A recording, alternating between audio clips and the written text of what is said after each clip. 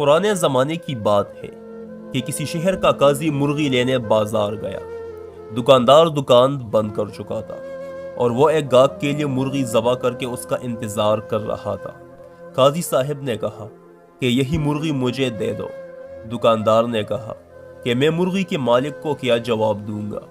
قاضی صاحب نے کہا گاہک سے کہہ دینا کہ مرغی اڑ گئی، جب بات بڑھے گی تو معاملہ میرے پاس ہی آئے گا اور میں فیصلہ آپ کے حق میں سنا دوں گا۔ چنانچہ دکاندار نے مرغی قاضی کو دے دی۔ کچھ ہی دیر بعد وہ گاہک آ گیا جس کی مرغی تھی۔ مرغی طلب کرنے پر دکاندار نے بتایا کہ مرغی تو اڑ گئی ہے۔ وہ نہ مانا اور دکاندار کو پکڑ کر قاضی کے پاس چل گیا۔ راستے میں دو افراد جھگڑ رہے تھے۔ دکاندار بیچ بچاؤ کے لیے آگے بڑھا تو اس کی انگلی لڑنے والوں میں سے ایک شخص کی آنکھ میں لگ گئی، جس سے اس کی آنکھ ضائع ہو گئی۔ وہ زخمی ہونے والا شخص یہودی تھا، سو وہ بھی اپنا معاملہ لے کر قاضی کی طرف ساتھ ہی چل پڑا۔ دکاندار بہت پریشان تھا کہ مرغی کے معاملے میں تو قاضی بچا لے گا، مگر اس کے معاملے میں کیا ہوگا؟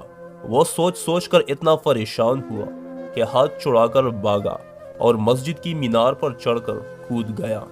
نیچے ایک بوڑھا شخص کھڑا تھا۔ دکاندار سیدھا اس پر آ گرا۔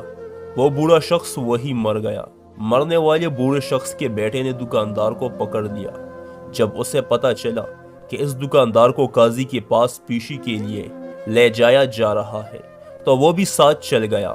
معاملہ قاضی کی عدالت میں پہنچا تو سب سے پہلے مرغی والے گاہک نے اپنا مقدمہ درج کروایا کہ میں مرغی ذبح کروا کر گیا تھا۔ اب دکاندار کیسے کہہ رہا ہے کہ مرغی اڑ گئی؟ آخر مرغی کیسے اڑ سکتی ہے؟ قاضی نے مدعی کو غصے سے دیکھا اور کہا کیا تمہارا مرنے کے بعد دوبارہ زندہ ہونے پر ایمان نہیں ہے؟ یہ سن کر وہ ڈر گیا کہ کہیں کفر کا فتویٰ نہ لگ جائے۔ اس نے کہا میں بالکل مرنے کے بعد دوبارہ زندہ ہونے پر ایمان رکھتا ہوں۔ قاضی نے جواب دیا تو مرغی کے زندہ ہونے پر یقین کیوں نہیں رکھتے؟ وہ بیچارہ کیا کرتا؟ اس کے پاس قاضی کا فیصلہ تسلیم کرنے کے سوا اور کوئی چارہ ہی نہیں تھا۔ اب قاضی کے سامنے دوسرا مقدمہ تھا کہ دکاندار نے ایک یہودی کی آنکھ پھوڑ دی تھی اور یہودی قصاص کا طلبگار تھا۔ چونکہ یہودی کے لیے قصاص آدھا مقرر تھا، اس لیے قاضی صاحب نے فیصلہ سنایا کہ دکاندار نے یہودی کی ایک آنکھ پھوڑ دی ہے، اس لیے نصف قصاص دشوار ہوگا۔ بہتر ہے دکاندار یہودی کی دوسری آنکھ بھی پھوڑ دے اور یہودی بدلے میں نصف قصاص یعنی دکاندار کی ایک آنکھ پھوڑے گا۔ فیصلہ سنتے ہی یہودی سوچ میں پڑ گیا کہ اگر دوسری آنکھ بھی چلی گئی تو کہیں کا نہیں رہوں گا، سو اس نے اپنی جان بچانے کے لیے دکاندار کو معاف کر دیا۔ اب تیسرے مقدمے میں بوڑھے کا بیٹا قاضی کے سامنے پیش تھا۔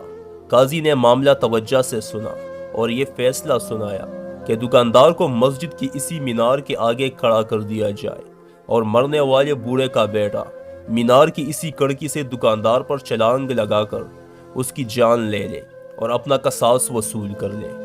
بوڑھے کے بیٹے نے کہا قاضی صاحب اگر دکاندار ذرا سا ادھر ادھر ہوا تو میری اپنی جان چلی جائے گی۔ قاضی نے جواب دیا تمہارا باپ بھی تو ادھر ادھر ہو سکتا تھا نا۔ تو دوستو اس کہانی سے ہم یہ آسانی سے سمجھ سکتے ہیں کہ کسی عہدیدار یا امیر کی بھوک کتنے لوگوں کے لیے مشکلات پیدا کر سکتی ہے۔ اس کا اندازہ آپ کہانی میں لگا سکتے ہیں۔